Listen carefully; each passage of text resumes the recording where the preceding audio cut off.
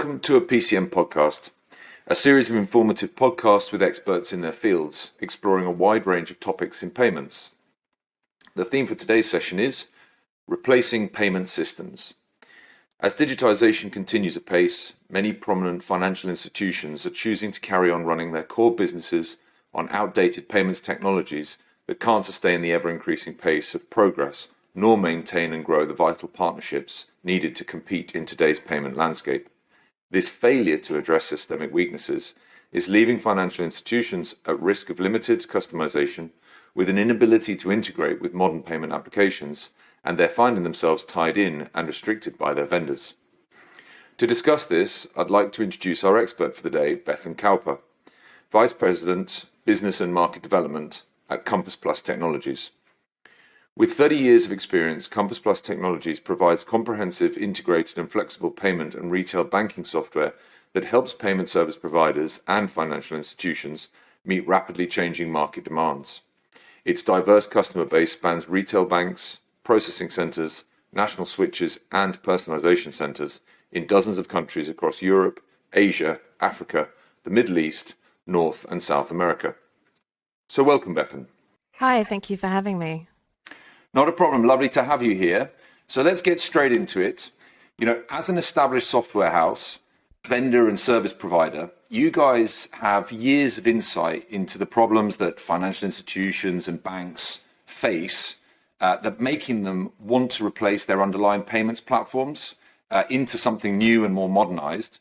So what do you see as the key reasons behind the decisions to change their payments platforms, to migrate their platforms to new systems? Okay, so the fundamental reasons for migrating to a new underlying payments platform tends to boil down to a number of key issues, but always under the caveat that some form of modernization needs to occur. So this can be anything from an aging workforce that want to retire, and then the lack of scope in the market for developers who want to use this old antiquated software and technologies, down to system complexity. So whereby these legacy spaghetti systems have been extended, they've been bolted onto so much over a long time that there are so many multiple points of failure, and system crashes and downtime are increasingly inevitable. And then there's pressure from the board due to hemorrhaging costs, or the fact that everything just takes so long to do, from development queues, bug fixes. It's just too labor intensive and not sustainable to run on legacy for much longer. Yeah, you've reeled off a large number of potential issues and reasons for this. So, what, in your experience from the number of these that you've done, what is the most challenging part of a major replacement project? When it comes to replacement, the things that upsets everyone, or what gets everyone kind of most nervous, is around migration. So the migration is the part of the project that causes the most concern. It's regardless of the approach, big bang phase, doesn't matter. It's a sore point. And actually sometimes FIs decide to stick with their incumbent vendor because they feel it too risky or too big a move to make. The challenges we come across the most firsthand usually are around the incumbent vendor not wanting to fully cooperate, so they can delay the project or not provide documentation that helps us migrate away from them to our software. Sometimes there's a lack of available resources on the customer side, which can be a challenge.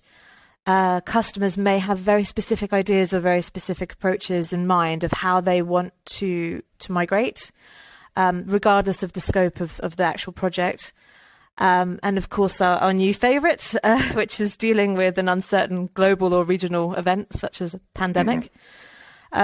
We've successfully dealt with all of these on numerous occasions, whether we create test scripts for export-import interfaces specifically for migration, to deal with the lack of documentation, whether we're providing enhanced support and dedicated resources. We're working to find the best approach to tailor to each individual migration, which usually leads to some kind of collaboration of ideas between the customer and ourselves.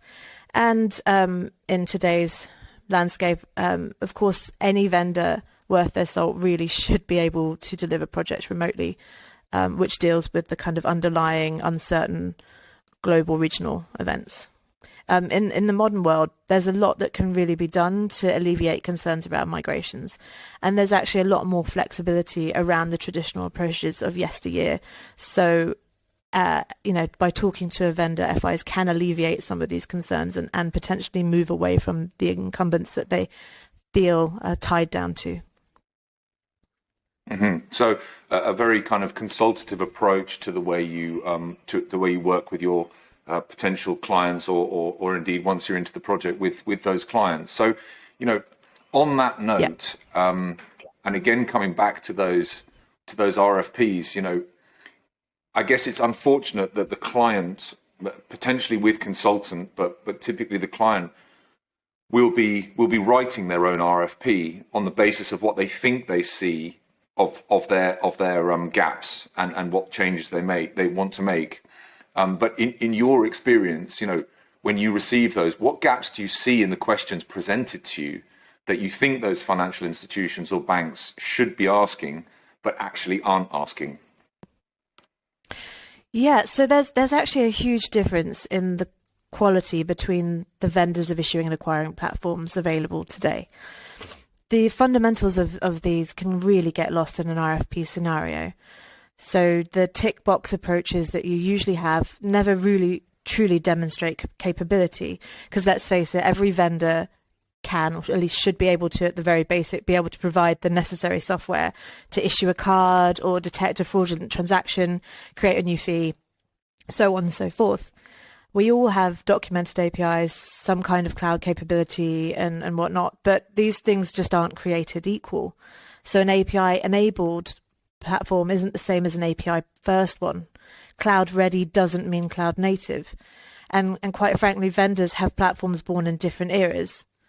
So again, the fundamentals remain the same on the forefront, but platforms born in the 80s and 90s, they don't really have the architecture built for modern day payments and the modern day payments world.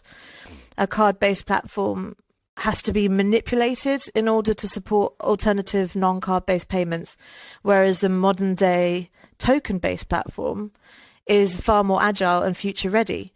But none of this can really be established in a typical RFP scenario because you're just ticking boxes of what can be supplied. On top of this, by taking this kind of tip box approach, FIs are removing the opportunity for a vendor to show how they can truly differentiate. And they're also kind of shooting themselves in the foot by not allowing the vendor to demonstrate what they could offer. So speaking of demonstrations, then of course these are part of the vendor selection process. They tend to include very standard scenarios again. So it will be things like demonstrate how to create a card product and the like. So once again, narrowing the field. System replacement it is a huge undertaking. It's expensive. It is rife with risk. It takes it takes years even to get the board to agree to do it, or to get everyone in line and ready and agreed internally. Most vendors in the marketplace have undertaken hundreds of migrations, and there's a huge chance that these migrations have been from the same incumbents that FI is currently with. So the bank of knowledge vendors sit on is extensive. It's completely underutilized sometimes. So a listening ear from the customer side or prospect side, especially in terms of the business team, is also really, really important in terms of understanding what the vendor is bringing or could bring to the table, but also taking into consideration what the tech team consider to be important. So when it comes to RFIs, RFPs, FIs really need to dig properly into the underlying technology.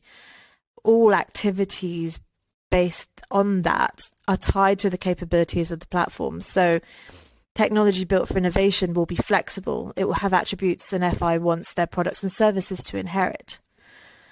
In RFPs, the door then needs to be left open for a vendor to show their capability. Questions or demonstrations asking for the vendor to show their differentiators, to show how they could problem solve and how they can demonstrate the flexibility that they bring to the table, it gives a much better indication of what an FI is actually signing up for and the kind of relationship they'll have overall. Mm-hmm. So I think there's a word that keeps cropping up, and that's flexibility.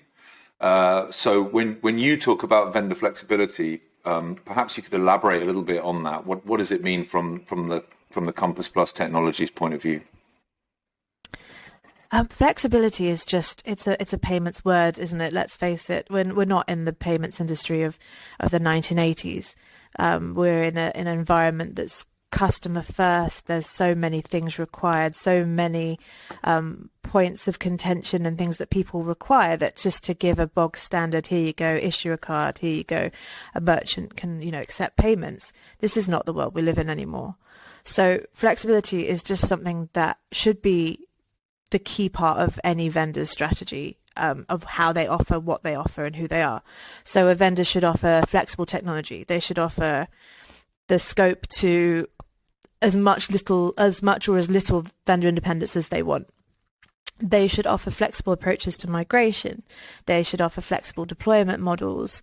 They should be able to support an FI through all stages of their evolution, as they scale up, as they scale down. They can bring things in-house, outsource others. I mean, all on one platform with a single view. I think I keep saying it's a modern world, but it is. And in this modern world, people just want choice. Vendors shouldn't dictate to customers, and vice versa, actually. The customer visions just shouldn't be limited by solutions and services that only meet some of their requirements. Vendors' expertise shouldn't be ignored just because that's the way we did it before. It's basically the time for the master-slave style relationship is past, whichever which way it goes. It's time for information and experience sharing, and of course collaboration. And it just needs to be a mutually beneficial partnership, and that's where we are. Mm-hmm. So, and I think one of the key messages that comes out of a white paper that you guys recently developed and is out in the public domain at the moment, is to look out for these red flags that you call them involved when selecting a vendor. In the white paper, you refer to it as don't be locked down, locked in, or locked out. Now, for those that haven't read that paper, perhaps you could just elaborate a little bit on that strap line that is a recurring theme throughout that paper. Yeah, sure. Okay, so these red flags, they're basically just some of the unspoken things we as a vendor see happening with vendor selection. And it usually or often ends up with FIs misjudging the vendor they've chosen. So we understand vendor selection isn't easy. As I've mentioned before, it's a huge project, a huge undertaking. And on the other side of things, we all look the same, we sound the same, we seem the same. I mean, it's not simple. So this white paper basically addresses the three main things that really need to be properly understood when you're looking to enter into a relationship with a new vendor. Platform replacement, it's a long-term relationship. It's not a simple, quick integration with a value-added services provider. It's not an add-on that you can just kind of quickly remove at the drop of the hat and move on with your lives. You're investing in technology that underpins the business. So we really just wanted to draw on our experience and highlight these red flags that FIs should consider, but they often miss. I don't want to elaborate too much here because I do want people to read the white paper. So I would encourage anyone that works with vendors, big or small, to give it a read, because it could provide some value, and at least it's an alternative perspective, because not many people get to see it from the vendor side. Sure. Thank you. And that, of course, can be found on both the Compass Plus Technologies website and the Payments Cards and Mobile website. So, as Bethan says, it's a good document that's well worthwhile having a look at if you're in the process of considering a changes or vendor selection. I just want to come back to one of the beginning points that we discussed. We're talking about moving from legacy systems into these new, flexible, cloud-based, in many cases, platforms now. I'm intrigued to know, back when people were deciding on those legacy systems, did they have a future vision of what was being seen now? And if they did, would they have been able to do anything about it now? Given technological changes we've seen, these RFPs now, are the replacements just looking at what they have, or do the financial institutions, banks, your potential clients and customers, have they got their future goggles on and saying we also need to be looking at crypto, tokenization, AI, other technologies that we know are coming down but maybe aren't prevalent enough for them to be included of what they're replacing, but they certainly need to be considering as a future module or part of their offering. Are you seeing that kind of future lens, or are they very much replacing like for like? It's a good question. Actually, back in the day, banks were the innovators. They were the people leading the way. They were the new technology and the cool things and the new products. But something just kind of happened over the years where they stuck with the same platforms and things remained the same, and other players came in. And as you say, the future-proof goggles there weren't really there. It was, I am a bank, I have fundamental role to play. And they weren't really ruled by what the customers wanted, and it was more, a service that people needed rather than a service that offered all these different value adds that could differentiate, and people could choose who they bank with much more choice. So back in the day, it was just about, not necessarily about the future, it was just about providing the service that was required. Now, obviously, since then, things have changed quite a lot, and not having a view to the future is quite a dangerous thing. So when an FI looks to replace, they do start by looking to replace like for like. But just on a newer technology. This seems to be the trend. So this is very typical in MEA or Asia Pacific, for example. They look for a new switch, a new card management system, like for like. There's another pattern within that scope that basically there's a selection of vendors that they want, what an FI wants to have, and then they want to create some kind of integration hub. So this is increasingly what's happening in Europe and US, because obviously there are so many relationships and partnerships to manage within that space. This is a way of they can manage multiplying suppliers, increasing suppliers with different technologies. So a lot of migrations are fundamentally looking at business as usual. Mm-hmm. And a lot of system replacements look at business as usual as well. So this, it's their bread and butter after all. But all of them look ahead to some extent, because no one wants to not differentiate. No one wants to be left behind in terms of the competitive capability in the market. The thing is, it's important that the underlying technology can speed up these processes. So the operational efficiency, that they allow an FI to replicate and adjust products, increase time to market, and demonstrate proper return on investment. Because in the long term, it's this underlying technology that does future-proof a business. But the key thing an FI really wants is to be able to respond to the market quickly with newer technologies. And newer technologies does give them the maneuverability to do so. So when it comes to things like, crypto, AI, well, they tend to be add-ons by third-party suppliers. So in that sense, integration is key here. The underlying platform, it really has to have the integration capabilities for things like BNPL, open banking, and crypto, for example. But again, let's be honest. Every vendor should be able to deliver a business as usual platform to a varying extent. But when life gets going and FIs want to innovate or grow, expand, support, whatever unknown trends around the corner, we don't know, let's face it.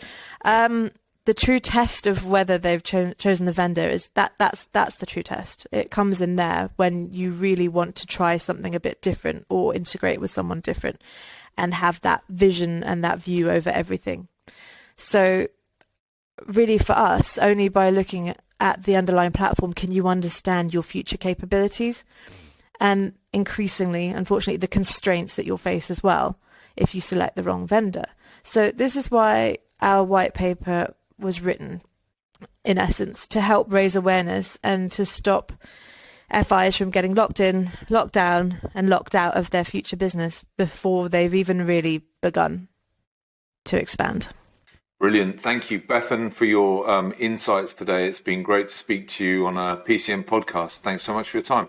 Thank you for having me.